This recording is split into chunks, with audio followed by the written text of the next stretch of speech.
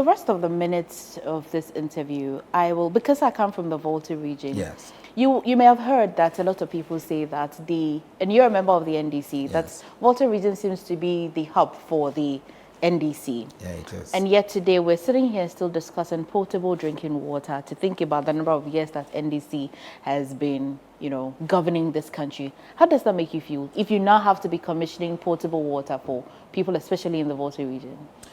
Development is not an event. It's a process.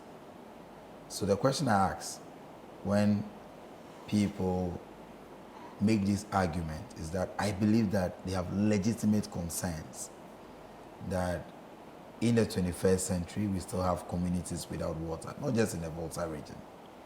It's a national across the country.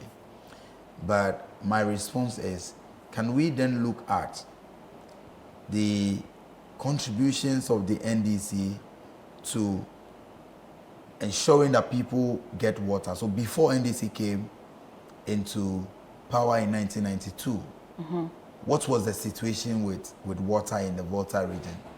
How many communities can we now say the NDC provided water for? Thousands, many. And so because it's not an event, I believe with time, all the communities will be covered. But I also believe, and I do admit, that for those of us in the NDC, especially those of us who will be members of parliament or appointees from the Volta region, we ought to be a bit more pragmatic about the basic necessities of our people. Of course. So I admit that the NDC could have done better for the Volta region. I admit. But I also admit, and I also say this on authority, that every good thing and most of the significant projects that the Volta region has ever seen came from the NDC. The Ashanti region will say so. No. The Ashanti region will say same. The Ashanti region will say same, that most of the significant projects that they have seen came from the NDC as well. And so that tells you that the NDC is a national This is what the party. Ashanti region will say? Yes. I believe that when we compare records of the NDC in the Volta region and you compare records of NDC and NPP in Ashanti, in all the regions, in all the 16 regions, there is no region where the NPP can boast of more development projects than the NDC. And I'm always ready for this debate.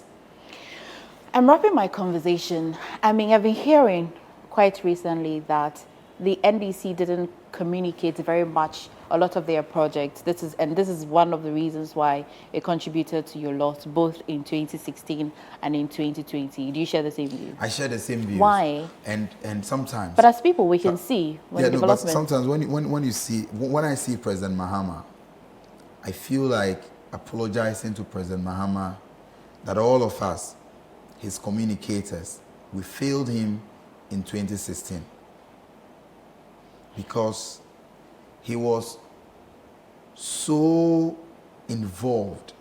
He was so busy commissioning projects and embarking on developmental projects that we forgot to communicate the impact of those projects. And the NPP is very, very good at that kind of politics. And so look at the NPP's so-called performance tracker. Before that? Yes. Even speed humps. Before that? Yes.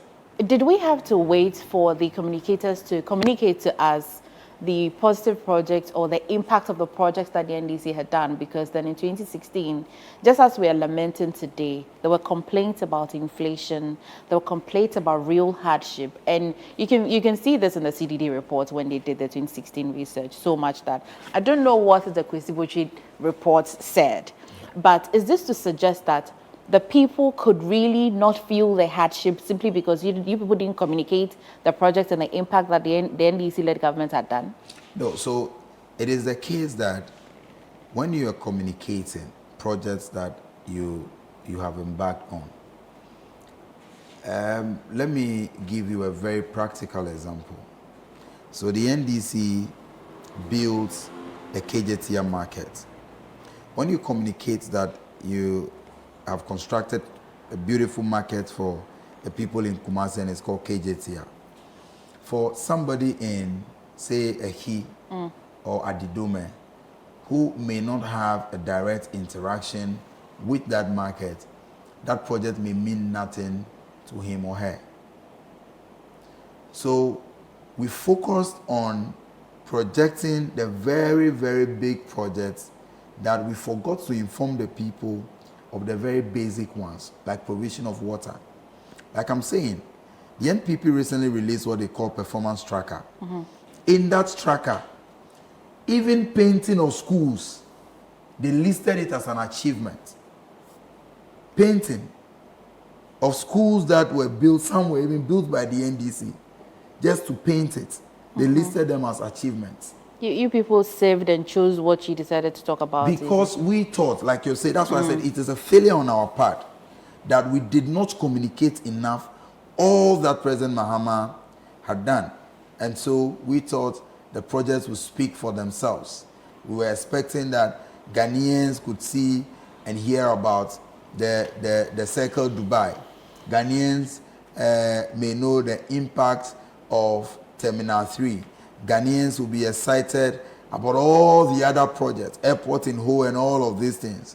We assumed, all these things, was there a priority projects for you? Yeah, people? they are priority projects. Did you think that it will translate into Yes. good economic situations for people? So I think that what we failed to do as a party in 2016 was that we were focused on the development of this country, that we forgot about the next election. What does that mean? What it means is that we were too busy developing the country. Is that not what's supposed to win That you is the what next it's supposed election? to do. But the politics in Africa, it doesn't just happen like that. It's not always about performance. How is the NDC planning to win If this year? it were about performance, the NDC would not have lost the 2016 election. What's the NDC doing If differently? it were about performance, 2020, NDC would have won the elections. What's NDC doing differently? We are doing a lot different mobilization. Our approach to the campaign this time is a bit different from what we saw in previous elections. This time we are more involved in smaller group meetings and community engagements and all of these things. This time you can see clearly we are meeting the various unions and groups, explaining specifically policies that concerns them to them.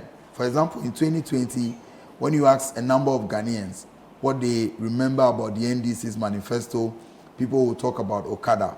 But in that policy, or in the 2020 People's Manifesto, we had policies covering every sector of the economy, policies for drivers, policies for nurses, policies for the unemployed youth and all of that. But a lot of people will tell you, all we had was Okada. So this time, we are meeting people in groups, we are meeting people in their communities, and we are sharing the vision to them. Have you launched your manifesto already? Not yet. If you do, we'll get into it. Yes, certainly we'll get into the manifesto, especially the aspect that speaks to issues concerning young people. I would love to be back here to discuss those policies with you. But I believe that come 7th December, John Dramani Mahama and the NDC will win the December 7th elections.